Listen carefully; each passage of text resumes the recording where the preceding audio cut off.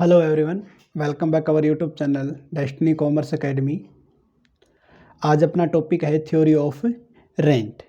इससे पहले हम थ्योरी ऑफ डिस्ट्रीब्यूशन पढ़े थे, जिसमें हमने 4 फैक्टर किया था: लैंड, लेबर, कैपिटल और एंटरप्रेन्योर। तो जो लैंड के बदले मिलता है उसको रेंट बोलते हैं, लेबर के बदले मिलता है उसको वेजेज बोलते हैं, और एंटरप्रेन्योर को प्रॉफिट मिलता है और इंटरेस्ट मिलता है आपको कैपिटल के रिगार्डिंग। तो आज हम पढ़ने वाले हैं ये theory of rent. Theory of rent में आप बोल सकते हो कि मोटा मोटी हम 3 अजम्पशन लेके चलते हैं, अप्रोचेज लेके, क्लासिकल, मॉडर्न, और इनको हम अदर में काउंट कर देते हैं। किस में कर देते हैं? अदर अप्रोचेज में काउंट कर लेते हैं, क्वासी और एबिलिटी। तो फर्स्ट ऑफ ऑल हम पढ़ेंगे type of rent. Type of rent क्या होता है? ये 3 तरह का दे रखा है: ग्रोस रेंट, नेट रेंट और आपका contract rent. Gross rent whenever rent is use in general sense, यानी कि नॉर्मली जब हम बोलते हैं ना कि रेंट मिला, तो उसके अंदर हम इंक्लूड करते हैं क्या क्या? Payment for the use of land, कि लैंड के यूज के लिए जो आप पेमेंट करते हो उसको हम इकोनॉमिक रेंट भी बोल देते हैं। इसके अलावा देखो, अगर सिर्फ इसकी बात करते हैं, payment for the use of land, इसको हम इकोनॉमिक रेंट क्या बोलते हैं? इसको हम इकोनॉमिक रेंट या फिर नेट रेंट भी बोलते हैं। किस किस को? सिर्फ अगर इस एक आइटम को इंक्लूड करें, payment for the use of land, इसको हम क्या बोलेंगे? Economic rent. ठीक है। नेक्स्ट आता है इंटरेस्ट ऑन कैपिटल, या interest on capital employed on betterment, कि उसकी बेटरमेंट के लिए जो कैपिटल एम्प्लॉयड किया जाता है उसके ऊपर जो इंटरेस्ट लगता है वो भी इसमें इंक्लूड करते हैं। या फिर लैंड के रिगार्डिंग जो reward for the risk of the land, या फिर मेंटेनेंस ऑफ द रेंट, यानी कि लैंड के रिगार्डिंग ही सारी हम चीज़ों को इंक्लूड करते हैं। एक तो इसका यूज़ करें, उसके रिगार्डिंग पेमेंट जो आप करनी है, पेमेंट ऑफ यूज या पेमेंट फॉर यूज यू कर लो आप। सेकंड क्या होता है कि जो इस लैंड के लिए जो हमने पैसा लिया उसके बदले में इंटरेस्ट या फिर रिस्क जो आपने लिया। और फोर्थ आता है मेंटेनेंस। क्या आता है? मेंटेनेंस। अगर इसमें से सिर्फ हम एक पार्ट की बात करें, payment for the use of rent, इसको हम बोलते हैं नेट। क्या बोलते हैं? नेट। गिरा received on the land only, सिर्फ लैंड से अगर आपको कुछ रिसीव्ड मिलती है तो उसको क्या बोलते हैं? Economic rent. Difference of the best and marginal land, marginal का मतलब होता है लाइक आप बोल सकते हो कि बंजर भूमि होती है जहाँ पर खेती ना के बराबर होती है। ठीक है ना, यानी कि उपजाऊ भूमि ना हो। बेस्ट का मतलब सबसे अच्छी आपकी लैंड होनी चाहिए, और मार्जिनल का मतलब सबसे खराब। तो उन दोनों के बीच का क्या कर लेंगे हम? उसको रेंट बोल देते हैं। ठीक है।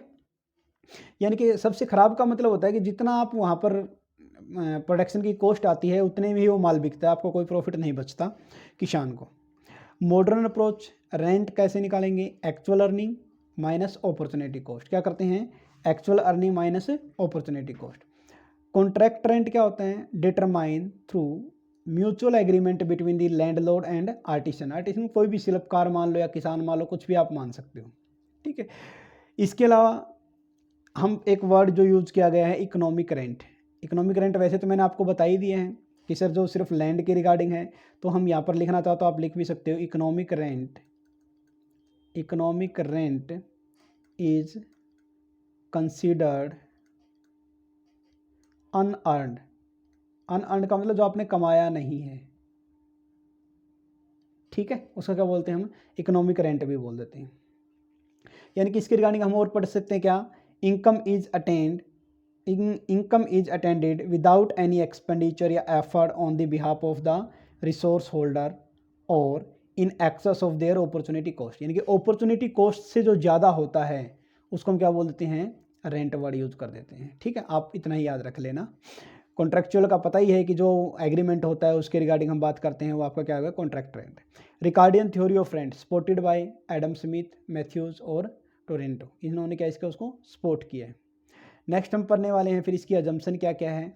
आपका अजम्पशन, यानी कि आप ये मान लो कि यहाँ से हम क्लासिकल थ्योरी पढ़ना स्टार्ट कर दें। क्या कर देंगे? क्लासिकल। जो पहला पार्ट था ना, ए, क्लासिकल अप्रोच, किससे regarding? Classical approach theory of rent के रिगार्डिंग हम बात करते हैं। ठीक है, यानी कि रिकार्डियन थ्योरी ऑफ रेंट हम क्लासिकल के अंदर इंक्लूड करते हैं, जिसमें एडम स्मिथ, मैथ्यूज और टोरेंटो ने इसको डेवलप किया था। अजम्पशन कौन कौन सी? सबसे पहले supply of the land is fix, कि लैंड जो है वो लिमिटेड है, नेचर ने लिमिटेड दे रखी है। परफेक्ट कंपटीशन, मार्केट के अंदर परफेक्ट कंपटीशन है, तो यहाँ पर परफेक्ट कंपटीशन की सारी अजम्पशन लग जाएगी। फिर आता है law of return in agriculture, law of return का मतलब जैसे हम पहले ही पढ़ चुके हैं कि कॉस्ट में कोई चेंज नहीं होगा अगर आप आउटपुट इंक्रीज या डिक्रीज करते हैं तो वो, वरना आप इसको ऐसे भी समझ सकते हो लॉ ऑफ रिटर्न को, यानी कि पहले जब आप खेती करोगे तो सबसे जो उपजाऊ भूमि होगी वहाँ पर आप खेती करते हो, फिर उससे कम पे, फिर उससे कम पे, फिर उससे कम पे, यानी कि आप मान लीजिए यहाँ पर लिख देता हूँ मैं, उपजाऊ भूमि पे सबसे पहले खेती करते हैं, उसके बाद कम कम कम, और लास्ट में कहाँ पर चले जाते हैं, बंजर भूमि पर। ठीक है, आप ये याद रख सकते हो। तो यहाँ पर हमें डिमिनिशिंग लॉ ऑफ रिटर्न का रूल भी लागू करते हैं। फिर आता है rent obtain only on the land not on the other factor, यानी कि रेंट सिर्फ आपको लैंड से मिलना, ये कि क्लासिकल अप्रोच मानते हैं कि रेंट सिर्फ लैंड से आता है और कोई और फैक्ट्री मानता ही नहीं, लाइक कैसे कैपिटल हो गया या आपका वेजेज वगैरह हो गया, उसको इंक्लूड नहीं करता, सिर्फ किसको करता है, रेंट को इंक्लूड करता है। Different fertility in different part की पार्ट ऑफ लैंड, कि जैसे मान लीजिए पूरे जहाँ पर भी लैंड है, ज़मीन है, वहाँ पर क्या है, कहीं तो उपजाऊ भूमि है, कहीं बंजर भूमि है, यानी कि मार्जिनल लैंड है, कहीं पर बेस्ट लैंड है, कहीं पर मार्जिनल लैंड। जैसे अपने देख लो राजस्थान में बंजर भूमि है, पंजाब के अंदर क्या है, आपकी उपजाऊ भूमि है। ओके, और नेक्स्ट चलेंगे फिर हम एक्सप्लेनेशन के रिगार्डिंग हम बात करते हैं कि क्या कुछ इसकी एक्सप्लेनेशन दे रखी है। फर्स्ट वन है which factor does obtain rent, मतलब किस कारक से किराया प्राप्त होता है। आप ये मानो किराया किससे प्राप्त होगा, सिर्फ लैंड से, क्योंकि क्लासिकल में किसको लिया गया है, सिर्फ लैंड को लिया गया है। Land is free gift of nature, यानी कि नेचर की तरफ से दिया गया फ्री गिफ्ट है। Having no expenditure to incurred for its existence, मतलब इसको बनाने के लिए कोई पैसा नहीं दिया गया है, ये सारा का सारा नेचुरल मिला है। Total quantity of land is limited, यानी कि जो स्केयर्स है लैंड क्या है, लिमिटेड है। जैसे मान ली पूरी अगर अर्थ है, उस पर अर्थ क्या है, मोस्टली पे पानी है, 2/3, तो 1/3 पे ही लोग रह रहे हैं, तो 1/3 ही क्या है आपकी लिमिटेड दे रखी है। Which can not be increase और डिक्रीज, इसको बढ़ाया घटाया नहीं जा सकता। तो ये था आपका फर्स्ट क्वेश्चन कि क्लासिकल जो थ्योरी होती है, अप्रोच होती है आपकी रेंट के रिगार्डिंग, तो उसके अंदर कौन से फैक्टर से रेंट आता है, तो आप बोलोगे सिर्फ लैंड से आता है सर। दूसरा, what are the reason of rising the rent, यानी कि किराया बढ़ने के क्या कारण है, जब किराया क्यों बढ़ता है। सबसे पहले कहते हैं माइजरनेस ऑफ द नेचर, यानी कि नेचर प्रकृति की कंजूसी, ओरिजिनल या इनडिस्ट्रक्टेबल पावर, कहने का मतलब इसमें क्या दे रखा है कि प्रकृति कंजूसी या मौलिक या अविनाशी शक्ति, ठीक है, अविनाशी शक्ति बोलते हैं इसको, अविनाशी शक्ति, ठीक है, जिसका विनाश न किया जाए, जिसको डिस्ट्रॉय ना किया जा सके, आप ऐसे मान लो। तो रेंट क्यों बढ़ता है किराया, क्योंकि सर एक तो है नेचर ने अपने को जो सप्लाई दी है लैंड की वो कम दी है, इसके कारण आप ऐसे बोल सकते हो। How the rent is determine, कि किराए का निर्धारण कैसे किया जा सकता है, ये ठीक है, इसको कैसे डिसाइड किया जा सकता है, इसके रिगार्डिंग कुछ पॉइंट दिए गए हैं, 2-3 पॉइंट वही हम पढ़ने वाले। फर्स्ट वन आता है सी पार्ट के अंदर, यही है रेंट अंडर एक्सटेंसिव कल्टीवेशन, यानी कि rent under extensive cultivation in पॉपुलेशननेस is land with 4 type of land on fertility, यहाँ पर जहाँ पर पॉपुलेशन कम है वहाँ पर चार तरह की लैंड मिलती है। कौन से, पहला ए जहाँ पर ज़्यादा यूज होता है, बी का फिर कम, सी का फिर कम, डी का फिर, कहने का मतलब ये है आपकी बेस्ट और ये है आपकी मार्जिनल लैंड है, ठीक है। ये रहा where D grade land is marginal land which cover only production code, जो सिर्फ क्या कवर कर रही है सर, जितना आपने उस पर खर्चा लगाया उतना ही आपको कमा के दे रखी है, उससे ज़्यादा ये कमा के नहीं देती, तो ये याद रख लेना। फिर इसका चार्ट दे रखा है, क्या कुछ है, टेबल भी है, चार्ट भी है। तो फर्स्ट वन क्या दिया गया इसमें, पहला दिया गया है आपका कि कॉस्ट ऑफ लैंड क्या है, फिर प्रोडक्शन इन क्विंटल, प्रोडक्शन किस में दे रखा है, क्विंटल में, फिर रेंट भी क्विंटल में दे रखा है, फिर टोटल कॉस्ट दे रखी है, फिर आपके मार्केट प्राइस दे रखा है, और फिर रेंट निकाल रखा है। देखो ये ए क्या है, जो सबसे ज़्यादा उपजाऊ भूमि है वहाँ पर प्रोडक्शन ज़्यादा होगा, फिर कम प्रोडक्शन कम कम, और डी जो आपकी है जो मार्जिनल लैंड है वहाँ पर प्रोडक्शन क्या होगा, सबसे कम होता है। रेंट क्या कुछ दे रखा है, मतलब कि रेंट क्या होता है आपको याद हो तो, पीछे ही फॉर्मूला पढ़ के आए थे हम, क्या रेंट निकालने का फॉर्मूला था actual earning minus opportunity cost, और अपॉर्चुनिटी कॉस्ट का तो आपको पता ही है क्या होता है, ये next best alternate cost, next best alternative cost. Next best alternative cost को हम क्या बोलते हैं? अपॉर्चुनिटी कॉस्ट हम बोलते हैं। ठीक है, तो वही देखिए, अब ये दोनों हैं, अगर आपने 80 सेलेक्ट कर दिया तो क्या होगी? अपॉर्चुनिटी कॉस्ट है, यानी कि यही बोल सकते हैं आप लास्ट 20। तो इसको क्या करेंगे, जो आपकी मिनिमम दे रखी है मार्जिन लाइन उससे लेस कर देंगे। तो इसमें कितना आपको पैसा कमाया? देखो नॉर्मल कितना है, 20 रुपये कमाते हो आपने, ए से क्या 80 कमाया तो 60 ज़्यादा इससे, ऐसे करते करते जीरो हो जाएगा। टोटल कॉस्ट गिवन है, ये क्या है? टोटल कॉस्ट गिवन दे रखी पहले। मार्केट प्राइस कैसे निकालेंगे? मार्केट प्राइस दे रखा है आपको, गिवन है, ये भी क्या है? ये भी गिवन है 20 रुपीज़। तो रेंट कैसे निकालते हैं? रेंट इन रुपीज़, तो फॉर्मूला क्या होगा? Rent in quintal multiply market price, market price, simple आ जाएगा। तो आपने देखा हो तो जो कॉस्ट ऑफ लैंड है डी, जो मार्जिनल लैंड है उसका रेंट है 0। क्यों? क्योंकि जितना आपने प्रोडक्शन किया है, जितने में उसको बेचा है 20 रुपये में, उसको बनाने की लागत भी कितनी आ गई? 20 रुपये आ गई, इसलिए कुछ नहीं बचेगा। जबकि अगर सबसे ज़्यादा उपजाऊ भूमि है, बेस्ट लैंड है, तो उसके अंदर सबसे ज़्यादा रेंट यानी कि बेनिफिट मिलता है कितना? 1200 रुपये का। इसी को डायग्राम के हिसाब से बता रखा है, ए बी सी डी दे रखा है। देखो डी में कुछ भी रेंट नहीं बचा, ये जो इसने ब्लैक कर रखे हैं ये क्या है? सारे के सारे आपके रेंट को डिनोट करते हैं।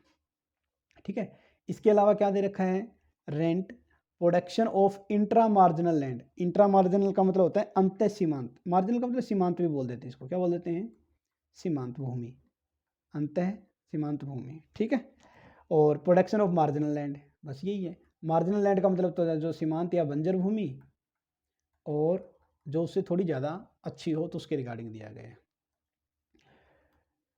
इसके बाद है अपना, ये तो हमने पढ़ा क्या? ए, यानी कि हमारा जो क्वेश्चन था how the rent is determine, कि रेंट को कैसे डिटरमाइन कर सकते हैं। तो नंबर 1 हमने पढ़ा अंडर एक्सटेंसिव कल्टीवेशन। हमने किस में पढ़ा? पहला पार्ट का अंडर एक्सटेंसिव कल्टीवेशन। एक्सटेंसिव का मतलब व्यापक, आपके पास ज़मीन बहुत ज़्यादा है, यानी कि आप बोल सकते हो कि जो भूमि है वो आपके पास क्या है? ज़्यादा मात्रा में है, और जो पॉपुलेशन है वो कम है। पॉपुलेशन क्या है? कम। तब तो कोई दिक्कत नहीं है, सबसे पहले इस पे करो, फिर इस पे करो, फिर इस पे करो, इस पे करो। ये तो था अंडर एक्सटेंसिव। अब अगर आता है नेक्स्ट, आता है अपना अंडर इंटेंसिव। क्या आता है? मतलब होता है गहन या सघन खेती, जहाँ पर पॉपुलेशन क्या हो? आप बोलोगे सर पॉपुलेशन तो हो ज़्यादा, ठीक है, और जो भूमि है, लैंड है, वो क्या हो? कम हो, यानी कि पॉपुलेशन की एवज में कम हो। तब उसके रिगार्डिंग क्या दे रखा है? Additional dose of capital. तब आप क्या करोगे? जो कम भूमि पर क्या कर सकते हो? आप क्या करोगे? एडिशनल, या तो कैपिटल ज़्यादा लगा दोगे कुछ न कुछ, यानी कि खाद वगैरह, या फिर उसके ऊपर लेबर वगैरह ज़्यादा लगा दोगे। ठीक है, additional doses of capital and labour employed on a given piece of land in order to increase the production. देखो पहले जो किया था सिंपल, कुछ भी नहीं कर रखा था, आपने याद हो तो पहले वाला में सिर्फ हमने ऐसे किया था, उसमें ए बी सी डी। लेकिन अब की बार क्या कर दिया हमने? ये एडिशनल लगा दी, इनके ऊपर लेबर लगा दी, कैपिटल लगा दी, ठीक है, खाद वगैरह डाल दी, या आपने बोल सकते हो कि हमने मशीनों से काम करवा लिया। फिर क्या देखा? लॉ ऑफ डिमिनिशिंग अप्लाई, वो चलता है, लॉ ऑफ रिटर्न तो चलता ही है। पहले हम अच्छी भूमि पे काम करते हैं, फिर उससे कम पे, फिर उससे कम पे, और लास्ट में मार्जिनल लैंड पर हम काम करते हैं। तो इसमें क्या कुछ दिया गया है? सबसे पहले इसकी भी टेबल दे रखी है। ठीक है, क्या है देखिए, पहला फर्स्ट, सेकंड, थर्ड, फोर्थ, क्या किया आपने? लेबर एंड कैपिटल, यानी कि आपने लेबर और कैपिटल का यूज किया है। फिर क्या देखा? आउटपुट ऑफ वीट, वीट का प्रोडक्शन किया तो 50, 40, 30 ऐसे चलेगा। रेंट निकालना है तो ये मिनिमम है ना, फोर्थ, जैसे उसमें था आपका मार्जिनल लैंड। वैसे ही क्या किया, अगर आपने लेबर या कैपिटल लगाई तो उससे सबसे कम से कम कितना? 20, और ज़्यादा से ज़्यादा 50। तो इन दोनों का गैप कितना हो जाएगा? 30, फिर इन दोनों का गैप 20, और फिर ये 10, ऐसे चलता रहेगा। तो फोर्थ वाला तो कुछ बचना ही नहीं है। ठीक है, टोटल कॉस्ट इसमें भी गिवन है, ये भी गिवन, मार्केट प्राइस भी गिवन है।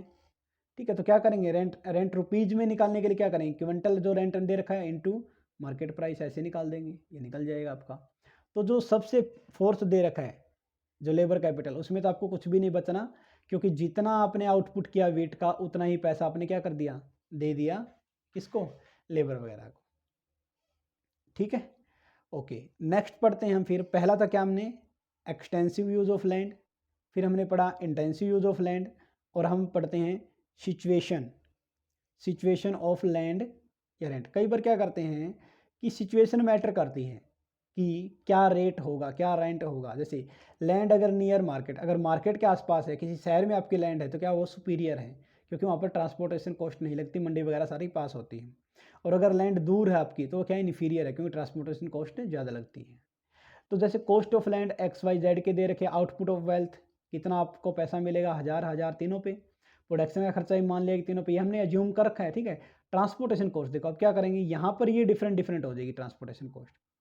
एक्स है, शहर के नज़दीक है तो 10 रुपये लगते हैं, थोड़ी सी दूर है तो 50 रुपये लगते हैं, ज़्यादा दूर है तो क्या लगते हैं, 100 रुपये लगते हैं। टोटल प्राइस निकालेंगे, production plus transportation cost, production plus transportation cost is equal to total price, तो जोड़ देंगे अपना। रेंट कैसे निकालने हैं, अब रेंट निकालने के रिगार्डिंग क्या करेंगे, आपको इसमें कितना आ गया 90, इसमें 50 और इसमें 0, ठीक है। कैसे निकाला आपने, देखो वेल्थ कितनी, आप लिखोगे वेल्थ, क्या लिखोगे, wealth minus total price, wealth minus total price. अब वेल्थ थी 1000, टोटल प्राइस था 910, तो कितने बच गए 90 रुपये। वेल्थ 1000, टोटल प्राइस 650, इतने। वेल्थ 1000, टोटल प्राइस 1000, तो कुछ भी नहीं बचेगा, ठीक है। तो ये सिंपल सी दे रखी थी अपनी क्या, क्लासिकल थ्योरी ऑफ रेंट के बारे में बात की गई थी। नेक्स्ट आता है मॉडर्न थ्योरी ऑफ रेंट। क्या आता है, मॉडर्न थ्योरी ऑफ रेंट दे रखा है। मॉडर्न थ्योरी ऑफ रेंट में देखिए क्या है, rent received on all the factor of production, कि जितने ही फैक्टर ऑफ प्रोडक्शन हैं उन सब से आपको अगर रेंट मिलता है तो। मॉडर्न तो यही मानता है ना, क्लासिकल तो सिर्फ लैंड को लेता है, जबकि मॉडर्न क्या बोलता है, जितने ही फैक्टर अगर उनसे आपको लैंड रेंट मिल रहा है तो क्या करेंगे, वो आपकी रेंट रिसीव्ड होते हैं। Adopt the reason of the limited not fertility of the land, यानी भूमि की उर्वरता नहीं बल्कि उसकी फिक्सिटी को अपनाएं, यानी कि भूमि कितना प्रोडक्शन करके दे रही है वो मैटर नहीं करता, बल्कि वो कितनी है आपके पास, उसकी रिसोर्स कितने हैं आपके पास, वो मैटर करता है। बेसिस दिए हैं वॉन वाइजर के अकॉर्डिंग, एक होता है स्पेसिफिक टाइप का और एक आपका आता है non specific. Specific one purpose के लिए यूज़ करते हैं, लाइक ट्रांसफ़र अर्निंग, इसमें जीरो होती है क्योंकि आप उसका दूसरा पर्पज़ दूसरे तरीके से यूज़ नहीं कर रहे हैं। नॉन स्पेसिफिक मतलब मोर पर्पज़, एक से ज़्यादा के लिए आप यूज़ कर रहे हो एक चीज़ को। इसमें क्या करते हैं, neither any factor completely specified और नॉर नो स्पेसिफाइड, यानी कि ना ही तो कोई फैक्टर ऐसा होता है जो कंप्लीटली स्पेसिफिक होता है और ना ही ऐसा होता है जो कंप्लीटली नॉन स्पेसिफिक होता है। बट उनका पार्शियल, यानी कि क्या किया जाता है उनका, आप बोल सकते हो उनका दोनों का मिलकर यूज किया जाता है, उन दोनों का एक साथ यूज किया जाता है पार्शियल, यानी कि फिक्स भी होता है और स्पेसिफिक, स्पेसिफिक भी होता है और नॉन स्पेसिफिक पे रिगार्डिंग भी होता है, ठीक है। ओके, नेक्स्ट दे रखा है अपना रेंट एक्चुअल अर्निंग। क्या दे रखा है, actual earning minus opportunity cost से हम रेंट निकालते हैं, पहले भी हम पढ़ चुके हैं। कंडीशन क्या है, फर्स्ट सेकंड थर्ड फोर्थ दे रखी है। Present earning of a profession, यानी कि present earning of a profession के अंदर क्या क्या है, 10,000 पे हम फिक्स मान के चलते हैं। अपॉर्चुनिटी कॉस्ट देखिए, अब हमें इनका ही गैप देखना है, प्रेजेंट अर्निंग और अपॉर्चुनिटी कॉस्ट, क्योंकि यही तो फॉर्मूला अपना रेंट का क्या है सर, एक्चुअल अर्निंग, या इसको एक्चुअल अर्निंग बोल लो जी, क्या बोलो, एक्चुअल अर्निंग, या फिर ये अपॉर्चुनिटी कॉस्ट तो है। Actual earning minus opportunity cost क्या होगा, रेंट। तो देखो अगर ये अपने पास गिवन है, ठीक है ना, ये सब कुछ डेटा दे रखा है समझाने के लिए। अगर मान ले कि आपकी एक्चुअल अर्निंग 10,000 है और आपकी कॉस्ट भी 10,000 आई, तो कुछ नहीं बचेगा। एक्चुअल अर्निंग 10,000 है, जीरो है, यानी कि आपकी कॉस्ट कुछ भी नहीं, तो 10 के 10 बच गए।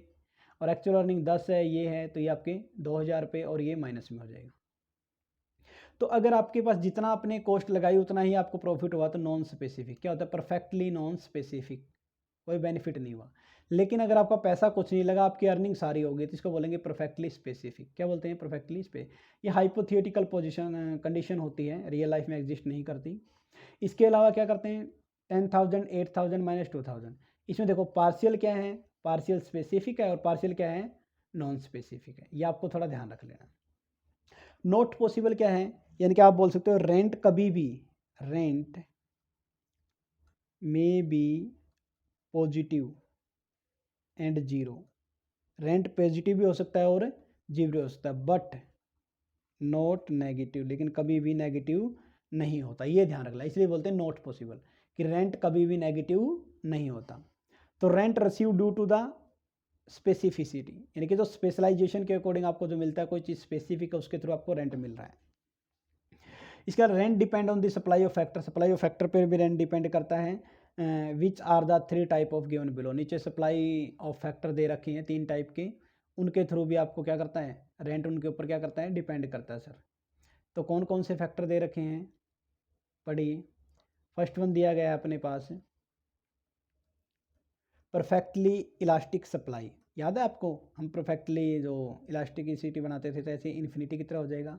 प्लास्टिक सप्लाई है तो ये आपका हो जाएगा 0, और ये आपका हो जाएगा ये, यानी कि ये रास्ता वास्तव में होता है, क्या होता है, वास्तव में सर ये एग्जिस्ट करता है। अब देखो हमने क्या था, हॉरिजेंटल, हम डिमांड का क्या था ना, इलास्टिसिटी वाला, परफेक्टली इलास्टिक है, डिग्री पढ़ी थी हमने प्राइस इलास्टिसिटी मेथड में, आपको याद हो तो ये सप्लाई है तो अब की बार सप्लाई लिख देंगे, क्या है, इन्फिनिटी की तरफ चलता है, और ये आपका वर्टिकल दे रखा है तो यहाँ पर ये हो जाएगा, और इन दोनों का बीच का जो होगा वो क्या आपका होगा, यहाँ पर प्राइस डिसाइड करते हैं, यहाँ पर आपका फैक्टर डिसाइड करते हैं। तो देखिए ये परफेक्टली, यहाँ पर कोई रेंट नहीं है, क्या है, यहाँ पर कोई भी रेंट नहीं है, नो रेंट। अगर इस कंडीशन में क्या है, नो रेंट। इस कंडीशन में क्या है सर, अगर सप्लाई फिक्स हो और तो जहाँ पर ये करेगा तो ये क्या करेगा, रेंट, यानी कि ये पूरा एरिया किसका कहलाता है, रेंट का कहलाता है। ये पूरा एरिया किस चीज़ का है, रेंट का है, ठीक है ना, ओके। और इस कंडीशन में ये एरिया रेंट के रिगार्डिंग आता है सिर्फ, जहाँ पर डिमांड एंड सप्लाई कट करते हैं, तो जहाँ पर डिमांड एंड सप्लाई कट करते हैं, यानी कि नॉर्मल कंडीशन होगी। यानी कि यहाँ आपने देखा हो तो यहाँ पर जो है सप्लाई को हमने ना ही तो हॉरिजेंटल माना है ना ही वर्टिकल माना है, बल्कि माना कि सप्लाई बढ़ती जा रही है, पॉजिटिवली स्लोप दिखाया गया है। तो ये जो एरिया बच गया है आपका किस चीज़ का आ जाएगा, रेंट का आ जाएगा, ठीक है। इस साइड क्या कुछ दे रखा है, देखिए quantity of A factor completely non specific, या क्या है, क्वांटिटी ऑफ फैक्टर, ये तो इसके नीचे लिखा गया है इसके रिगार्डिंग, ठीक है। इस साइड प्राइस लिख दिया गया, ये ध्यान रख लेना। अच्छा ये क्या, completely non specific, non specific means no rent, non specific mean no rent आप बोल सकते हो, या फिर स्केरसिटी ऑफ रेंट बोल सकते हो, क्या, scarcity of rent word use कर सकते हैं। Perfectly specific means complete rent आप बोल सकते हो, कंप्लीट रेंट, यानी कि सारा का सारा रेंट ही हो जाएगा सर आपको, ठीक है। और इसके अंदर आप बात करेंगे हम क्वांटिटी ऑफ फैक्टर, क्या करेंगे, क्वांटिटी ऑफ फैक्टर के रिगार्डिंग अगर मैं बात करता हूँ तो इसमें पार्शियल होता है, पार्शियल का मतलब होता है सम रेंट, क्या होता है, सम रेंट। सर ऐसा नहीं है कि रेंट सारा ही रेंट है, और ऐसा भी नहीं कि रेंट आपका बिल्कुल कम, यानी कुछ रेंट होता है और कुछ रेंट नहीं होता, ठीक है, ओके। नेक्स्ट अपना है फिर अभी relationship between rent and price, rent और प्राइस के बीच में क्या किया गया है, रिलेशन शो किया गया है। तो इसके अंदर क्या कुछ दे रखा है, सबसे पहले रिकार्डो का दे रखा है, फिर मॉडर्न, यानी कि क्लासिकल और मॉडर्न दोनों दे रखे हैं, क्या क्या दे रखे हैं, क्लासिकल और मॉडर्न दोनों दे रखे हैं, ठीक है। तो क्लासिकल और मॉडर्न दोनों दे रखे हैं। तो क्लासिकल में क्या माना गया था, rent does not affect the price, कि रेंट जो है वो प्राइस को अफेक्ट नहीं करता, रेंट प्राइस को अफेक्ट नहीं करता, क्योंकि मार्जिनल लैंड होती है, क्या होती है, मार्जिनल लैंड डिसाइड करते हैं, ठीक है। Rent does not affect the price, price affect rent. दूसरा इसने क्या बोला कि प्राइस इफेक्ट करता है रेंट को, कब, जब inferior land cultivated then price effect rent, जब घटिया जो आप बोल सकते हो बंजर भूमि को भी, बंजर भूमि के ऊपर भी खेती की जाती है, तब जब रेंट जो है इफेक्ट डालता है किसके ऊपर, उसके। तो ये मार्जिनल लैंड यहाँ पर क्या है, डी कर देना, आप क्या कर देना, डी कर लेना, ठीक है ना। तो क्या है, रेंट कब इफेक्ट नहीं डालता, जब क्या होता है, प्राइस मार्जिनल लैंड ए कर लेना, जब प्राइस मार्जिनल लैंड, एक minute, rent does not affect price पे कब नहीं डालता, जब मार्जिनल रेंट क्या होता है, ए के बराबर होते हैं। इफेक्ट कब डालता है, जब आपकी inferior land cultivated, inferior land कौन सी थी, डी थी ना, तो उसके रिगार्डिंग हम बात करते हैं, तो उसके तब यह प्राइस इफेक्ट पर, प्राइस इफेक्ट करता है रेंट को। इसके अलावा होता है मॉडर्न, मॉडर्न के अंदर क्या दे रखी है, सोसाइटी रिकार्डो से एग्री करती है, सेटिस्फाई है कि sir rent does not affect the price, कि रेंट जो है अफेक्ट नहीं डालता प्राइस पे, बट प्राइस अफेक्ट रेंट, लेकिन प्राइस क्या करता है, अफेक्ट करता है रेंट को, कब, जब इन्फीरियर लैंड को हम कल्टिवेटेड करते हैं। क्या है, देखो एक तरफ है रेंट और एक तरफ है प्राइस। ये तो इस पर इफेक्ट नहीं डालता, ये इफेक्ट नॉर्मली नहीं डालता कब है, जब हम इन्फीरियर लैंड को क्या करते हैं, कल्टिवेटेड करते हैं। Industry opportunity cost affect the cost but surplus our opportunity cost itself is affected by the price. देखो अपॉर्चुनिटी कॉस्ट क्या करती है, इफेक्ट करती है कॉस्ट को, परंतु जो सरप्लस है यानी कि अपॉर्चुनिटी कॉस्ट से जो ज़्यादा है, अपॉर्चुनिटी कॉस्ट मान लिया मैंने 20 है और आपने कमाया था 80, तो हमारे पास क्या हो जाएगा 60।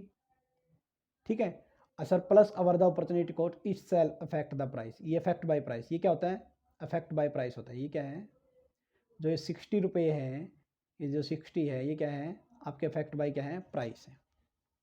Individual from rent is part of production cost. Rent किसका पार्ट है, प्रोडक्शन कॉस्ट का है। So the affect the price, इसलिए क्या करेगा, अफेक्ट करता है किसको, प्राइस को। रेंट में भी positive zero but not in negative, rent कभी भी नेगेटिव नहीं होता। तो ये रिलेशनशिप था कुछ, तो ये आप कर लेना क्या कुछ देर का रेंट और प्राइस के रिगार्डिंग। तो रिकार्डो ने बोला कि रेंट जो है प्राइस पे इफेक्ट नहीं डालता और प्राइस रेंट पे इफेक्ट डालता है, सिर्फ एक ही कंडीशन में, जब इन्फीरियर लैंड को कल्टिवेटेड यानी कि जोता जाता है।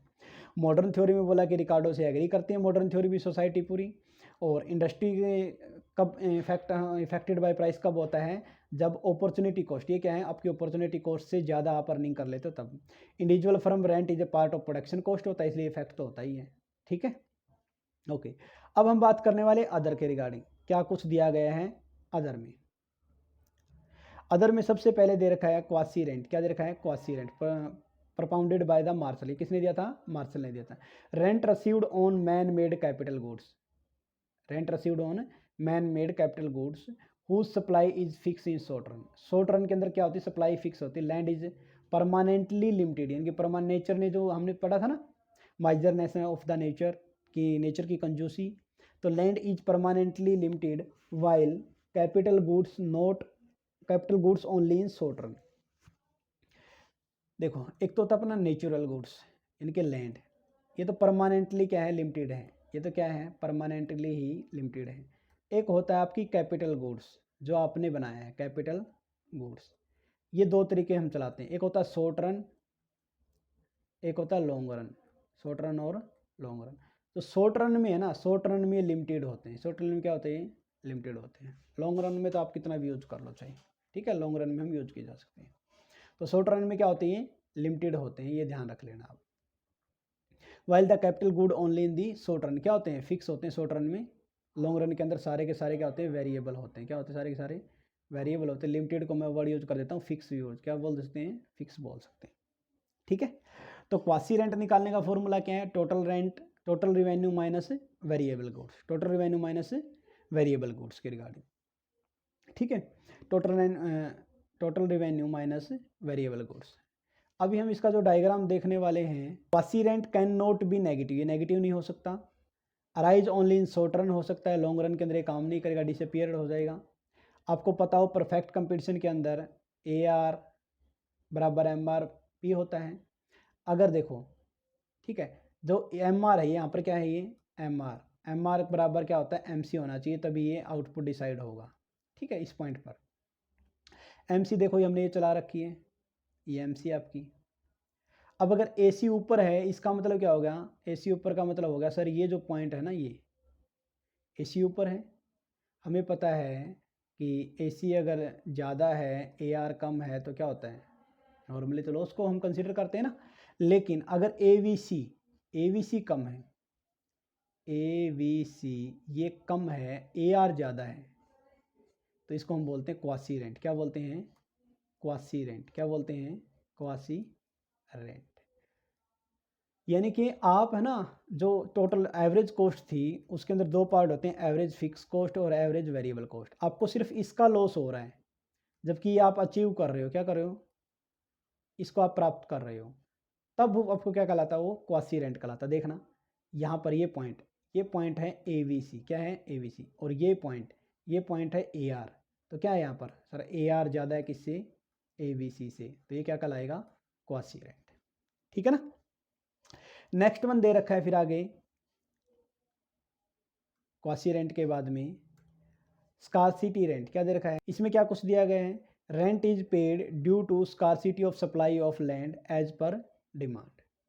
रेंट इज पेड किसके कारण पे किया गया है? Due to scarcity of supply, कि जो आपके पास है यानी कि डिमांड ज़्यादा है, क्या है, डिमांड ज़्यादा है, सप्लाई क्या है, सप्लाई कम है। डिमांड ज़्यादा सप्लाई कम, तो उस कंडीशन में दे रखा है सप्लाई ऑफ ए लैंड पर एज पर डिमांड। ठीक है, तो ये दे रखा है कि आपका सप्लाई करो और ये आपका दे रखा है क्या, डिमांड करो। स्कार्सिटी रेंट होता है नो रेंट, क्या आ जाएगा यहाँ पर, नो रेंट। आपने याद हो तो परफेक्टली हम पढ़ के आए थे ना अभी, क्या पीछे हमने अभी पढ़ा था, perfectly elastic supply, perfectly elastic supply, ऐसे डिमांड करो सप्लाई करो, हमने बना दिया था कि सप्लाई तो लिमिटेड है जी, आप उसके ऊपर कितना डिमांड करते हो वो आपके ऊपर डिपेंड करता है। ठीक है, ओके। नेक्स्ट अपना है अभी इसके बाद रेंट ऑफ एबिलिटी। ये किसने दिया था, मार्शल ने दी थी। Rent of ability is earning a person due to, किस लिए अर्न करता है, his rare and natural ability. मतलब हर इंसान के अंदर, हर पर्सन के अंदर कुछ न कुछ ऐसा होता है जो किसी और में नहीं होता, कुछ न कुछ ऐसा, कुछ न कुछ ऐसी एबिलिटी होती है, वो भी नेचुरल, जो गॉड गिफ्टेड होती है, जो सभी पर्सन में नहीं होती। तो उसके कारण जो उसको बेनिफिट मिलता है उसको बोलते हैं rent of ability. Ability of individual is limited, और हर इंडिविजुअल की एबिलिटी क्या होती है, लिमिटेड। अनलिमिटेड एबिलिटी का कोई, अनलिमिटेड एबिलिटी को लेकर कोई भी पैदा नहीं होता। ओके, तो नेक्स्ट ये था अपना छोटा सा टॉपिक, और अब हम करने वाले हैं थ्योरी ऑफ वेजेज। क्या पढ़ने वाले हैं, theory of wages. Theory of wages के रिगार्डिंग देखिए, theory of wages, a wage is a salary of labourer, यानी कि एक लेबर की जो सैलरी होती है उसको हम क्या बोलते हैं, वेज बोलते हैं। टाइप ऑफ वेज, सबसे पहले आता है नॉमिनल वेज होता है, मॉनेटरी और कैश वेज बोल सकते हैं इसको, like 100 rupees per day, 100 rupees per day, nominal wage. इसको कैश वेज, आप नॉमिनल के बजाय कैश वेज याद रख लो भाई, जो आप नगद में देते हो ना किसी को, जैसे 100 रुपये दिहाड़ी, 200 रुपये दिहाड़ी, 300 रुपये दिहाड़ी, वो नॉमिनल वेज। रियल वेज क्या होती है, purchasing power of nominal wage, कि नॉमिनल वेज से आप क्या सामान खरीद सकते हो, तो वो प्लस में उसके other facility of purchasing power of nominal wage means like quality of goods या सर्विस परचेज बाई इट। अब फैसिलिटी वर्ड आप बोलो, सर अदर फैसिलिटी में क्या कुछ आता है, फैसिलिटी का मतलब क्या होता है, like free education to child, आप उसको दिहाड़ी तो दे रहे हो, उसके साथ साथ उनके बच्चों को पढ़ा रहे हो फ्री में, आने जाने का किराया दे रहे हो, या रेलवे पास बना के दे रहे हो, उसको रहने के लिए घर दे रहे हो, सस्ता फूड दे रहे हो, मेडिकल फैसिलिटी दे रहे हो फ्री में, प्रमोशन वगैरह दे रखे हो। यानी कि पैसा कैश में, और उनसे क्या आप खरीद सकते हो, यानी कि purchasing power of nominal wage plus में अदर फैसिलिटी को हम क्या बोलते हैं, रियल वेजेज बोलते हैं। फैक्टर कौन कौन से अफेक्ट करते हैं रियल वेजेज को, यानी कि रियल वेजेज को फैक्टर इफेक्ट कौन कौन से करते हैं, number 1 purchasing power of money effect करता है, एक्स्ट्रा फैसिलिटी इफेक्ट करती हैं। ठीक है, रियल वेजेज को अगर आपने एक्स्ट्रा फैसिलिटी ज़्यादा दे दी तो रियल वेजेज की ज़्यादा बढ़ गई। Extra earning, nature of employment, hope of the future promotion, word leisure, ठीक है, आराम पसंद दुनिया बोल सकते हैं आप। इसके अलावा permanent employment, appointment of dependent, social status, status में बहुत सारे इसमें देते हैं। फिर इसके अंदर जो आता है आगे थ्योरी इसकी आती जी, ये थ्योरी में से क्वेश्चन हर बार बनने के चांसेस होते हैं, तो आपको थोड़ा सा ये ध्यान रखना है। थ्योरी में दिया गया है सब्सिडेंस थ्योरी ऑफ वेजेज। क्या देखा, सब्सिडेंस मतलब आप ये यहाँ पर वर्ड यूज कर लो, मिनिमम, क्या मिनिमम वेजेज, क्या है minimum wage theory, minimum wage theory में, ठीक है, मिनिमम वेज थ्योरी। ये दी थी टर्गोट ने, supported by Ricardo. It is also name as the iron law of wage. यानी कि आयरन लॉ ऑफ वेज का मतलब होता है कि आप जितनी जो वेजेज है ना वो उतनी ही रहेगी। अगर आपने एक लेबर मान लिया 500 रुपये वेजेज थी, आप देते उसको, तो इसने बोला 500 रुपये रखेगा, अगर आपने उसकी वेजेज बढ़ा के 800 रुपये कर दी तब वो खर्चे ज़्यादा कर देगा। यानी कहने का मतलब है कि उसके पास बचना उतना ही है जितना होता है। ठीक है, क्या सर, जितना उसने बचाना उतना ही बचाएगा, चाहे 500 कर लो चाहे 800 कर लो। तो इसने बोल रखा है कि टर्गोट बोलता है कि इसको वेजेज बढ़ाने का कोई बेनिफिट नहीं है, वेजेज बढ़ाने के लिए सभी प्रयास जो किए गए वो आप बोल सकते हो कि फ़ायदेमंद नहीं है, निरर्थक है। Wage are the part of the minimum amount by which an labourer can fulfil his and her family member minimum requirement, यानी कि मिनिमम वेजेज किसको बोलते हैं, जिससे वो अपने परिवार का पेट पाल सकें। If the income is more than it, अगर आप उसकी इनकम को बढ़ाते हो 500 से 800 करते हो तो क्या करेगा, जल्दी मैरिज कर देगा अपने बेटा बेटी की, अपनी खुद की, एक्सपेंड उसकी फैमिली बढ़ जाएगी, जिससे नंबर ऑफ लेबर इंक्रीज हो जाएगी। तो नंबर ऑफ लेबर इंक्रीज होते reduce the level of the subsidence यानी कि उसके जीवन निर्वाह का लेवल फिर से नीचे गिर जाएगा, इसलिए कोई बेनिफिट नहीं है। ये कौन मानता था, subsidence theory of wages. Next one आता है standard of the living theory of wage. modify the subsistence wages should be equal to the part by which laborer can maintain their standard of living, जिससे आप अपना standard of living को बढ़ाते हो, मतलब इतना पैसा मिलना चाहिए कि आपका स्टैंडर्ड ऑफ जो लिविंग है वो इम्प्रूव हो सके, तो आपकी नेसेसिटी की चीज़ें पूरी हो सके, कंफर्ट की हो सके और लग्जरी की हो सकते हैं, यानी कि ठीक है ना, इतनी पेमेंट आपको मिलनी चाहिए कि आपकी ज़िंदगी अच्छे से कट सकते हैं, स्मूथली कट जाएगी। ठीक है, सिर्फ खाने पीने के यानी कि सिर्फ पेट भरने के लिए कमाना सब्सिडेंस थ्योरी, और अपने स्टैंडर्ड को उठाने के लिए आराम पसंद ज़िंदगी के लिए कमाना तो standard of living theory of veg बोलते हैं इसको। नेक्स्ट आता है वेज फंड थ्योरी, ये किसने दी थी, एडम स्मिथ ने दी थी। Final shape by mill, final shape किसने दिया था, मिल ने, इसलिए इसको मिल थ्योरी ऑफ वेज भी बोलते हैं। Wage fund divide by number of labour या सप्लाई ऑफ लेबर, आप नंबर ऑफ लेबर भी बोल सकते हो। वेज फंड का मतलब होता है amount of capital available for the payment of worker, यानी कि आप बोल सकते हो कि जो आपके पास पेमेंट है, पेमेंट फॉर वर्कर, वर्कर को देने के लिए जो पैसा है वो divide by number of labour. ठीक है, वर्कर को देने के लिए जो पैसा है वो divide by number of labour. ठीक है ना, आपने कंपनी ने मान लिया 100 करोड़ कमा लिया, तो आपको लगा कि नहीं मैं इसमें से 10 करोड़ अपनी लेबर को दूंगा, तो वो कहलाएगा वेज फंड थ्योरी। क्या कहलाएगा, वेज फंड थ्योरी। नेक्स्ट आता है residual Clement theory of veg. The concept of the residual Clement theory of veg given by the Volker, F A Volker ने दिया था। इसको निकालने का तरीका क्या है, total production, interest, rent, interest और प्रॉफिट। आपने देखा तो ये रेंट किसको मिलता है, आप बोलते सर लैंड के बदले में, इंटरेस्ट कैपिटल के रिगार्डिंग, प्रॉफिट एंटरप्रेन्योर को मिलता है, तो बच गया क्या, आप बोलो सर वेज बच गया। तो वेज कैसे निकालनी है, टोटल प्रोडक्शन में से इन तीनों का लेस कर दो तो क्या बच जाएगी, वेज बच जाएगी, तो सिंपल ही है। ठीक है, फिर ई पार्ट यानी कि फिफ्थ पार्ट में हम पढ़ने वाले हैं अभी marginal productivity theory of wage. क्या पढ़ने, the concept of the marginal productivity theory of wage is given by Clark ने दिया था।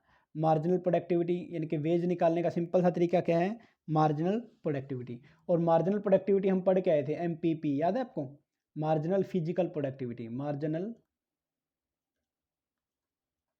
Physical productivity. मार्जिनल प्रोडक्टिविटी दो तरह की होती है, मार्जिनल फिजिकल प्रोडक्टिविटी और marginal monetary productivity, marginal revenue productivity sorry. एक क्या होती है, marginal revenue productivity. Marginal revenue productivity कैसे निकालते हैं, marginal physical productivity into the market price जो दे रखा वो। ठीक है, अब ये मार्जिनल फिजिकल प्रोडक्टिविटी क्या होता है, सर आप जितना इनपुट डालते हो उसकी एवरेज में आपसे क्या आउटपुट आपका निकला है, उसको बोलते हैं marginal physical productivity. Okay, next आता है discounted marginal productivity theory of veg. The concept of discounting किसने दिया था, ये प्रोफेसर, ये कंसेप्ट दिया था आपका टाउनसिंग ने। किसने दिया था, टाउनसिंग ने। ठीक है, known by the Taussig theory of wage. Wage क्या होती है, मार्जिनल प्रोडक्टिविटी माइनस इंटरेस्ट। अगर इसमें से आप इंटरेस्ट और घटा दो, क्या कर दो, इंटरेस्ट, यानी कि आप ये मान लो कि इसमें से इंटरेस्ट और घटा दिया तो आपका क्या बच जाएगा, वेज बच जाएगा। ठीक है, इनपुट कितना लगाया उससे क्या आउटपुट आया, उस आउटपुट में से अगर आप इंटरेस्ट घटा दो, उस आउटपुट में से आप इंटरेस्ट घटा दो तो आपकी क्या आ जाएगी, वो आपकी आ जाएगी वेजेज। क्या आ जाएगी, वेजेज। तो इसके अंदर इसके बाद दिया गया है last modern theory of veg. Modern theory या इसको demand and supply of ways भी बोलते हैं। मॉडर्न थ्योरी ऑफ वेज बोलो, मॉडर्न थ्योरी ऑफ वेज बोलो या demand and supply of ways बोलो, एक ही बात है। तो मॉडर्न थ्योरी ये दिया गया आपको, डिमांड करो, क्या दिया गया है, डिमांड ड्यू टू मार्जिनल, ये किसके कारण होता है, जो ये नेगेटिव स्लोप है, due to marginal productivity of labour, marginal productivity of labour. ठीक है, मार्जिनल प्रोडक्टिविटी ऑफ लेबर के कारण ऐसा होता है। ये आपका सप्लाई करो दिया रखा है और इन दोनों को मिला देंगे तो डिमांड एंड सप्लाई, यहाँ पर इसकी वेज फिक्स हो जाएगी। क्या हो जाएगी, इसकी यहाँ पर वेज फिक्स हो जाएगी और इतनी लेबर की डिमांड हो जाएगी। ठीक है, लेबर डिमांडेड, या फिर इसको आप सप्लाई भी बोल सकते हो कि सप्लाई ऑफ लेबर कितनी, क्या बोल दे रखा। ठीक है, इसको डिमांड एंड सप्लाई के थ्रू भी हम कर सकते हैं, तो थोड़ा ये ध्यान रखना। अच्छा, जो AW दे रखा है इसका मतलब होता है एवरेज वेज। क्या होता है? Average wage. और MW मतलब मार्जिनल वेज, मार्जिनल वेज। ठीक है, आपको याद हो तो परफेक्ट कंपटीशन के थ्रू अगर मैं लेके चलता हूँ डिमांड एंड सप्लाई के थ्रू, तो ये क्या हो जाएगा आपका सारा का सारा हॉरिजेंटल हो जाएगा। क्या हो जाएगा? ये हॉरिजेंटल हो जाएगा। यहाँ पर प्राइस रखते थे, अब की बार क्या रख देंगे? वेज रख देंगे। ठीक है, okay. By individual firm, next अपना है वेज बाय इंडिविजुअल फर्म। अब एक तो तब प्रॉफिट, अब देखो समझो इसका मतलब क्या होता है, आपको याद हो तो एवरेज वेज, और इसका मतलब मार्जिनल वेज। एक होता है एवरेज वेज और एक क्या होता है आपका मार्जिनल वेज। अच्छा, ARP का मतलब क्या होता है? इसका मतलब होता है ARP का एवरेज रिवेन्यू प्रोडक्टिविटी। क्या? Average revenue productivity. और इसका मार्जिनल रिवेन्यू प्रोडक्टिविटी क्या होता है? Marginal revenue productivity. ठीक है, ओके। अब ये मानो देखिए, जो ये मार्जिनल है ना, ये तो फर्म के द्वारा, यानी कि यहाँ पर देखो ये फर्म पेमेंट करता है एक लेबर को, फर्म ने वेजेस दी, तो इसको हम क्या बोल सकते हैं? फर्म ने वेजेस दी। ठीक है, फर्म ने वेजेस दी और लेबर ने काम किया। ये क्या होता है? लेबर ने काम किया। यहाँ पर लिख देता हूँ मैं, लेबर ने काम किया। लेबर ने काम किया इतना, और ये क्या है? फर्म ने वेजेस दी, फर्म ने वेजेस दी। अब देखो फर्म ने वेजेस कम दी है जबकि उसने काम बेचारे ने ज़्यादा किया है, तो ये क्या हो गया? कंपनी के या फर्म के पॉइंट ऑफ व्यू से क्या है? प्रॉफिट। फर्म के पॉइंट ऑफ व्यू से क्या है? प्रॉफिट। और लेबर के पॉइंट ऑफ व्यू से क्या है? उसका एक्सप्लॉयटेशन कर रही है।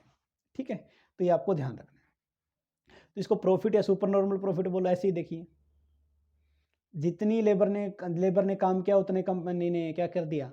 उतना ही उसने पेमेंट कर दी, तो इसको जीरो प्रॉफिट भी बोलते हैं। क्या बोलते हैं इसको? Zero profit. अगर लेबर को वेजेस दी और ये क्या है? लेबर ने काम किया, लेबर ने काम किया, तो ये क्या हो जाएगा? कंपनी को, कंपनी पॉइंट ऑफ व्यू से क्या हो जाएगा? लॉस हो जाएगा। ठीक है, तो ये आपको थोड़ा सा याद रखना है। ये क्या है? वेज बाय इंडिविजुअल फर्म, या इसको हम बोल सकते हैं क्या? इसको हम बोलेंगे equilibrium under equilibrium under perfect competition in short run. बस ये हो जाएगा। इसके बाद दे रखा क्या? इसके बाद दे रखा आपको अंडर इम्परफेक्ट कंपटीशन। क्या? जो आप इक्विलिब्रियम बनाते हो ना, वो अंडर इम्परफेक्ट कंपटीशन के बारे में बात की गई। अब इसमें देखो क्या कुछ दे रखा है। जब हम बात करते हैं परफेक्ट की, तो वहाँ पर आपका एवरेज वेजेज या फिर मार्जिनल वेजेज, ठीक है, ये सारे आपके अब नॉर्मल हम वेजेज यहाँ लिख देते हैं। लेकिन जब हम बात करते हैं इम्परफेक्ट का, इम्परफेक्ट में चाहे मोनोपोलिस्टिक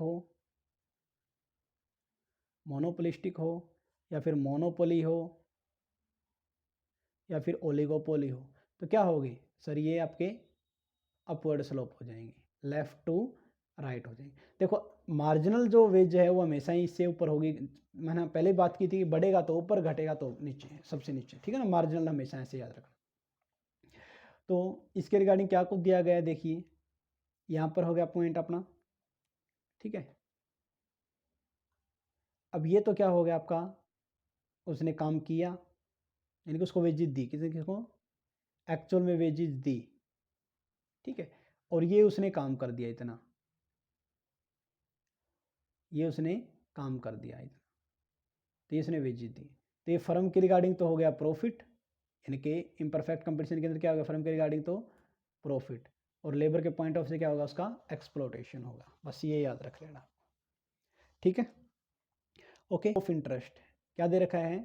थ्योरी ऑफ इंटरेस्ट के रिगार्डिंग हम बात करते हैं। Theory of interest,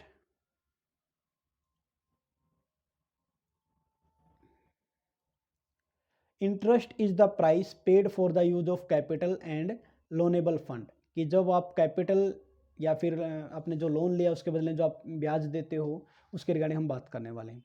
type of interest वही है आपका नेट और ग्रोस। नेट का मतलब रिवार्ड यूज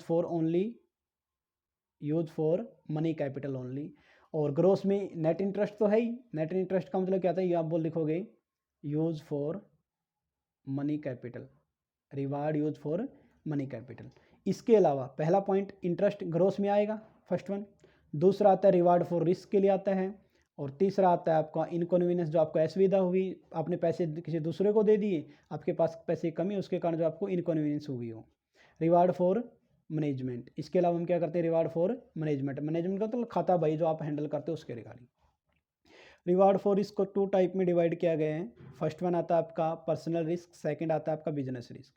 पर्सनल रिस्क का मतलब क्या होता है कि जो सामने वाला जो ब्रोवर है वो अगर भाग गया, उसकी क्रेडिबिलिटी पे जो हमें शक रहता है, वो क्या होता है आपका पर्सनल रिस्क। बिजनेस के बिजनेस तो अच्छा चल रहा था, लेकिन जब आपने लोन दिया उस व्यक्ति को, उसके बाद बिजनेस के अंदर फ्लक्चुएशन आ गया, तो वो भी एक टाइप का क्या होता है, रिस्क। जैसे आपने किसी को लोन दे दिया, फिर कोरोना लग गया, तो फिर आपको पैसे मिलेंगे नहीं। ठीक है, फिर आता है ग्रोस इंटरेस्ट। कैसे निकालेंगे ग्रोस इंटरेस्ट, अभी सिंपल सा पढ़ के आए sir, net interest, reward for risk, inconvenience और मैनेजमेंट। रिस्क दो तरह का, पर्सनल और आपका बिजनेस रिस्क हो सकता है। ठीक है, ओके। नेक्स्ट हम पढ़ते हैं इसके अंदर थ्योरी। क्या पढ़ने वाले हैं, थ्योरीज। थ्योरीज में फर्स्ट वन दिया गया classical theory of interest. David Ricardo, Marshall Pigou या वॉलरस और नाइट ने दी थी। इन्होंने क्या बोला है, सेविंग एंड इन्वेस्टमेंट थ्योरी, इसको क्या बोलते हैं, saving and investment theory. Demand and supply theory, real theory of interest, real theory of interest भी इसको बोलते हैं। इसका नाम याद रखना है आपको। रेट ऑफ इंटरेस्ट जो डिटरमाइन किया जाता है डिमांड एंड सप्लाई से किया जाता है, यानी कि आप बोल सकते हैं रियल फैक्टर के ऊपर बेस होती है। किसके ऊपर बेस होती है, रियल फैक्टर्स के ऊपर बेस होती है। रियल फैक्टर में कौन कौन आप इंक्लूड कर सकते हो, लाइक आप इन्वेस्टमेंट वर्ड यूज कर सकते हो और आप सेविंग वर्ड यूज कर सकते हो। ठीक है, ये आपके किसके रिगार्डिंग होगा, रियल फैक्टर के रिगार्डिंग होगा। आगे इसकी एक टेबल दे रखी, डायग्राम से समझा क्या, रेट ऑफ इंटरेस्ट गिवन है, फिर इसकी डिमांड गिवन है और फिर आपकी सप्लाई। अब देखो ब्याज की रेट कम होगी तो डिमांड ज़्यादा, ब्याज की रेट ज़्यादा होगी तो डिमांड कम, पता है ना ये तो। ओके, अगर देखिए डिमांड ज़्यादा है तो सप्लाई आपकी डाउनवर्ड या कैसे कम होगी। देखिए अगर मान लीजिए आप एज ए सप्लायर हो, अगर आपको कोई 2% ब्याज दे रहा है तो आप क्या करोगे, कम पैसे दोगे। अगर आपको कोई 10% ब्याज दे रहा है तो आप उसको ज़्यादा पैसे दोगे। तो आपको पता है डिमांड एंड सप्लाई का कैसा रिलेशन होता है। तो यही शो किया गया है, डिमांड लेफ्ट टू राइट है, supply demand left to right है डाउनवर्ड, और ये लेफ्ट टू राइट है अपवर्ड। जहाँ पर ये कट करती है वही इंटरेस्ट रेट डिसाइड हो जाती है। तो सिंपल सा दे रखा था आपका, बस ये याद रखना रियल फैक्टर पे ये बेस्ड होता है। किस पे बेस होता है, रियल फैक्टर पे बेस होते हैं। तो ये था आपका क्लासिकल। अब दिया गया है इसके बाद नियो क्लासिकल। क्या दिया गया है, नियो क्लासिकल के रिगार्डिंग। नियो क्लासिकल में क्या दिया गया है, neo classical theory of interest, the concept of the neo classical theory of interest given by, ये दिया गया था कॉन्ट विक्सल ने, डेवलप किया था हैवलर ने, या फिर गनर मार्डल, या फिर ब्रिटिल ओहलिन रॉबर्टसन ने ये दिया था। ये याद रख लेना थोड़ा सा। Loanable fund to the party, इनके loanable fund to the party, ये भी रियल फैक्टर के ऊपर बेस होता है। डिमांड कैसे करेंगे, सप्लाई कैसे करेंगे, डिमांड बाय द प्रोड्यूसर और बिजनेसमैन, यानी कि डिमांड किसके द्वारा की जाएगी, बिजनेस या प्रोड्यूसर मैन के द्वारा, यानी कि प्रोड्यूसर मैन आपका प्रोड्यूसर और बिजनेसमैन के द्वारा। या फिर गवर्नमेंट डिमांड कर सकते हैं, कंज्यूमर, या आप बोल सकते हो होल्डिंग। होल्डिंग का मतलब होता है जमाखोरी के लिए। ठीक है, सप्लाई ये पैसा सारा का सारा आप बोल सकते हो बैंक की तरह, बैंक सेविंग हो गया, बैंक क्रेडिट हो गया।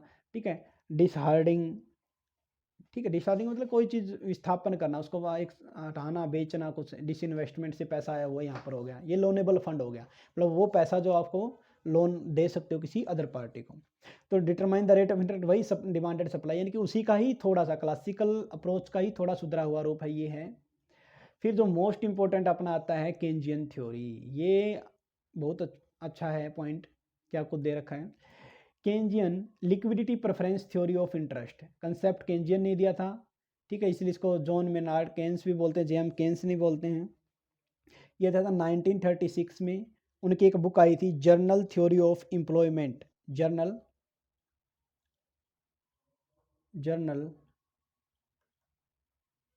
थ्योरी ऑफ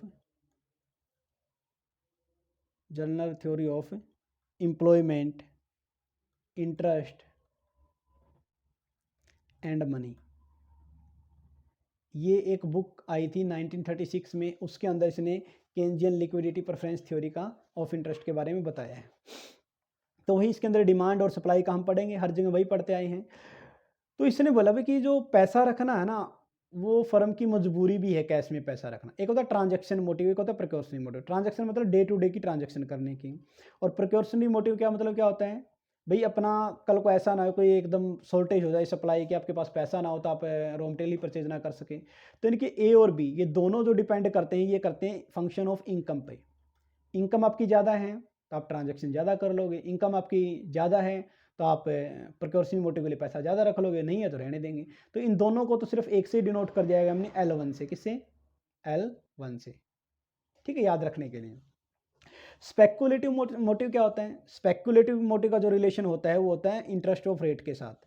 अगर आपको इंटरेस्ट ऑफ रेट ज़्यादा मिलेगी तो आप ज़्यादा पैसा रख लोगे, कम मिलेगी तो कम रख लोगे। तो इसलिए L, यानी कि अगर मैं ओवरऑल मानूँ लिक्विडिटी को, L क्या होगा? L1 प्लस में L2, यानी कि ट्रांजैक्शन प्लस प्रिकॉशनरी मोटिव, इसको 1 से दिखा दिया, और स्पेकुलेटिव मोटिव को L2 से दिखा दिया। या इसको दूसरे तरीके में आप ऐसे भी लिख सकते हो कि लिक्विडिटी फंक्शन ऑफ किसका? इनकम और इंटरेस्ट, रेट ऑफ इंटरेस्ट के रिगार्डिंग, यही इसमें बात की गई है। तो इसने क्या बोला, देखिए यहाँ पर लिक्विडिटी क्या है, जैसे जैसे रेट ऑफ इंटरेस्ट कम होती जाएगी लिक्विडिटी बढ़ती जाएगी, लेकिन एक लिमिट के बाद क्या हो जाएगी? फिक्स कांस्टेंट हो जाएगी। इसी को बोलते हैं लिक्विडिटी ट्रैप। क्या बोलते हैं इसको? लिक्विडिटी ट्रैप बोलते हैं। इससे कम इंटरेस्ट रेट नहीं होगी, इससे कम रेट ऑफ इंटरेस्ट नहीं होती, रेट ऑफ इंटरेस्ट नहीं। ऐसा तो नहीं कि जो बिल्कुल कोई फ्री में देने लग जाए, ऐसा तो कभी नहीं होता, ये याद याद रखना। इसीलिए इसको केंजियन ने फ्लोर रेट भी बोला। क्या बोला है? फ्लोर रेट ऑफ इंटरेस्ट बोला है, ये और ध्यान रख लेना। इसको लिक्विडिटी ट्रैप बोलते हैं। ये तो था आपका क्वांटिटी ऑफ मनी के रिगार्डिंग। इसको डिमांड भी बोल सकते हैं। क्या बोल सकते हैं? डिमांड। इसको हम बोलें क्या? डिमांड बोलते हैं, यानी कि डी और यहाँ पर बंद हो रहा है तो डी डी। ठीक है, डी डी यानी डिमांड होगी। अगर मैं बात करता हूँ सप्लाई की, किसकी रिगार्डिंग? सप्लाई की। ये सप्लाई के रिगार्डिंग बात करते हैं। तो मनी की जो सप्लाई होती है किसी भी शख्स के पास, या जैसे अपने इंडिया के पास भी क्या है? लिमिटेड होती है। क्या होती है? लिमिटेड, फिक्स होती है। इसलिए सप्लाई को क्या बनाया गया? वर्टिकल बनाया गया है। ठीक है, इसलिए सप्लाई को क्या बनाया गया है? वर्टिकल, यानी कि डिमांड का रिगार्डिंग दे रखा है, और ये किसके रिगार्डिंग दे रखा है? सप्लाई के रिगार्डिंग दे रखा है। अब अगर इन दोनों से हम इक्विलिब्रियम का पॉइंट निकालें तो कैसे निकाल सकते हैं? देखिए, सप्लाई तो क्या है? सप्लाई किसी भी देश के पास कॉइन्स हो सकते हैं, पेपर मनी हो सकते हैं, या क्रेडिट मनी हो सकती हैं।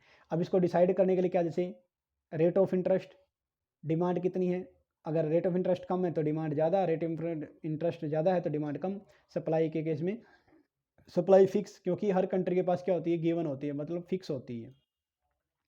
फिक्स माना, जैसे हमने इसका डायग्राम भी बनाया था ऐसे सप्लाई का। ठीक है, और हमने डिमांड का डायग्राम बनाया था ऐसे, लेकिन एक लिमिट के बाद ये क्या हो जाएगी? कांस्टेंट हो जाएगी। तो वही इसमें दिखाया है, देखो ये तो है डिमांड। क्या है ये? डिमांड। इस लिमिट के बाद ये नीचे नहीं जाएगी, कांस्टेंट होगी यहाँ से। और ये देखिए क्या? सप्लाई। तो ये यहाँ पर क्या हो गया आपका?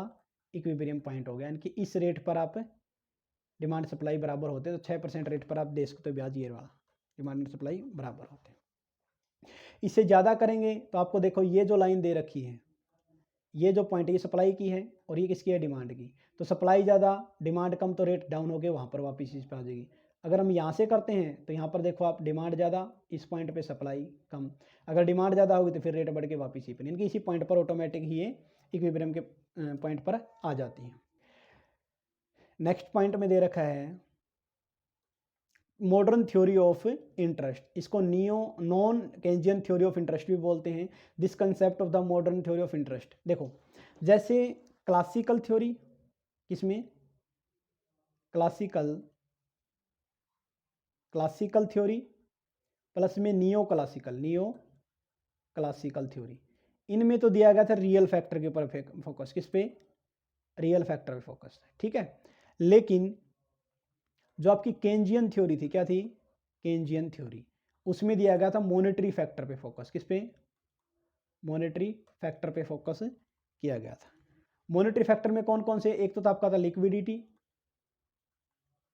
और एक आपका था सप्लाई ऑफ मनी। क्या था? Supply of money. ठीक है, और क्लासिकल और नियो क्लासिकल में क्या था, रियल फैक्टर में क्या क्या था सर, एक था इन्वेस्टमेंट और एक आपकी सेविंग। तो ये आपको ध्यान रख लेना है, ठीक है। फिर इसके अंदर क्या दोनों लेके चले हैं, ये जो पार्ट दे रखा है, ये जो पार्ट दे रखा है आपका, ये जो पार्ट दे रखा है एस इन्वेस्टमेंट सप्लाई, ये तो दिखा रखा है क्लासिकल का, किसका दिखा रखा है, क्लासिकल अप्रोच का। और एल एम लिक्विडिटी और आपकी मनी के रिगार्डिंग दे रखा ना, लिक्विडिटी और मैंने सप्लाई ऑफ मनी बोला था, तो लिक्विडिटी और मनी के, लिक्विडिटी प्रेफरेंस और मनी के रिगार्डिंग है। ये आपका केंजियन का, किसका है, केंजियन का। तो दोनों जहाँ पर बराबर होते हैं वहीं पर हम रेट ऑफ इंटरेस्ट डिसाइड करते हैं। यानी कि आप ये मानो कि जो मॉडर्न थ्योरी ऑफ इंटरेस्ट है, इसने क्लासिकल अप्रोच को भी ले लिया और न्यू क्लासिकल अप्रोच को भी ले लिया। क्लासिकल अप्रोच की डिमेरिट ये थी कि ये मॉनेटरी एस्पेक्ट को नहीं लेती, और केंजियन की डिमेरिट ये थी कि ये रियल फैक्टर को इंक्लूड नहीं करती, जबकि मॉडर्न थ्योरी ऑफ इंटरेस्ट के अंदर दोनों फैक्टरों को लिया गया है। तो इसमें क्या दे रखा है, इन्वेस्टमेंट ऑफ सेविंग करो, ये दे ही रखा सारा का सारा। Determination of interest rate can be negative zero in some case, negative and zero in some case होती है, यहाँ पर हो सकती है कुछ केसेज में। तो ये था आपका थ्योरी ऑफ डिस्ट्रीब्यूशन के अंदर हमने 4 पार्ट होते हैं, सिर्फ 3 पार्ट किए हैं। एक किया थ्योरी ऑफ रेंट, एक हमने किया थ्योरी ऑफ वेजेज, एक हमने किया थ्योरी ऑफ इंटरेस्ट। तो ये टॉपिक आपको कैसा लगा हमें कमेंट बॉक्स में ज़रूर बताएं। और इसके बाद हमारा छोटा सा टॉपिक और रहता है, वो हम करेंगे नेक्स्ट वीडियो में। Thank you for watching.